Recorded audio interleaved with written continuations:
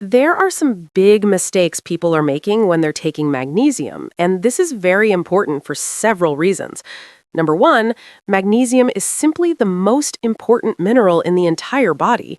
It's involved in hundreds of different body reactions, everything from atrial fibrillation and high blood pressure to insomnia, heart disease, leg cramps, and especially fatigue. It's so vital, yet it's almost impossible to test for magnesium deficiency because the majority of magnesium is not in your blood. Only 1% is there. The rest is inside your cells. So unless you do a biopsy or a very specialized test, you're not going to know that you're deficient. Based on what we eat and other factors, most people are low in magnesium, and if they don't know this, they might stop taking it and go in a different direction and never solve the magnesium problem. Magnesium is a cofactor, a helper nutrient in so many areas of your body's chemistry. I first want to talk about why people are deficient in the first place. One issue is a genetic weakness with the absorption of magnesium, but honestly, that is very rare. The likelihood of you having a genetic problem with magnesium is low. Magnesium is dependent on vitamin D, and the number of people with issues with vitamin D is very high. What I think is happening is the average person is so low in vitamin D that it puts them in a situation where magnesium can't work, because magnesium needs vitamin D. Realize this, the amount of vitamin D you actually need at a minimum is 10,000 IUs just for maintenance. If you're on only 600 or 1,000 IUs, you're not going to be able to absorb much magnesium. If you have inflammation in the gut, that is another reason. Low stomach acid is also a cause. You need that acidic stomach to absorb minerals, especially magnesium. How does one know if they don't have enough stomach acid? Indigestion, bloating, heartburn, all of those signs mean they need more acid to help absorb magnesium. If you're pre-diabetic or diabetic, or you've been eating a lot of carbs for a long time, you have a problem with insulin, and that could be why you're not absorbing magnesium, because a lot of nutrients depend on normal insulin working in the body. The best source of magnesium is magnesium glycinate. You get absorption of about 80% with that form. Plus, the glycinate helps people sleep and helps them calm down and relax. If you have too much calcium in the body and not enough magnesium, you're going to get cramping in your calves, you're going to get high blood pressure, and you're going to get arrhythmias because magnesium controls calcium. Too much calcium causes contraction and raises blood pressure. Check out what happened to this person with blood pressure problems when they took magnesium. I have to say that the first time I've actually had any meaningful relief from the pain is taking this high dose of magnesium and vitamin D. So it's made a huge difference. And that wasn't even really what it was intended for. It was intended for the blood pressure. But I think when your pain is alleviated, then your blood pressure will go down. Now I've reduced the dose, so I don't take 800, I take 600 of the magnesium, and I take 20,000 of the vitamin D.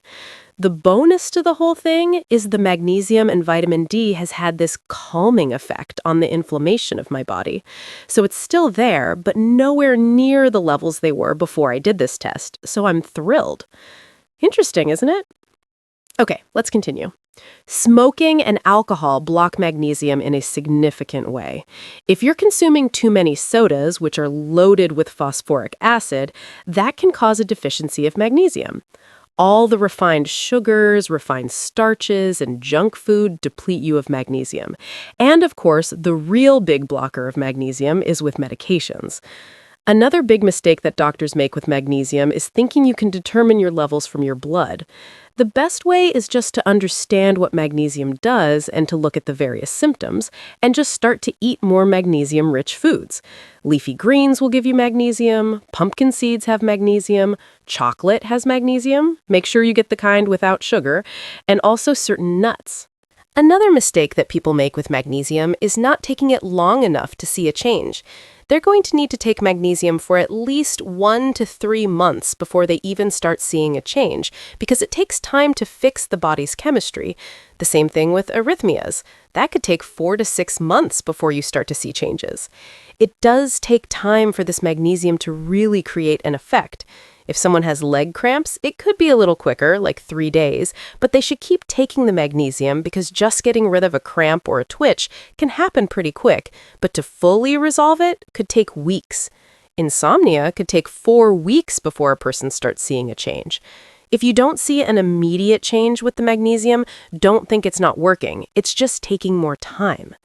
If you have any digestive problems like constipation or diarrhea, that means you don't have the right gut bacteria, and that can greatly affect your ability to absorb magnesium. If you go through a lot of chronic stress, that could be the reason your need for magnesium is very high. If you do a lot of exercise and you're an athlete, you need a lot more magnesium than the average person. The normal amount for magnesium, like 400 milligrams, might not be enough to create a therapeutic effect. You might need a lot more to get past some of the barriers in your body, 800 or even 1,600 milligrams every single day, especially if you're dealing with something affecting you right now and you want to see change. What you can do is take it in a powder or a tablet and then spread it out through the entire day.